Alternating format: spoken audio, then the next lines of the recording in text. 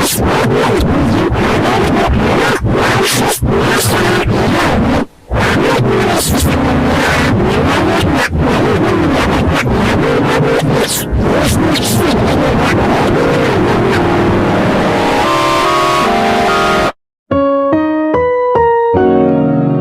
programang ito ay rated SPG. Striktong patnubay at gabay ng magulang ang kailangan. Maaaring may masaselang tema, lingwahe, karahasan, sexual, horror o droga na hindi angkop sa mga bata.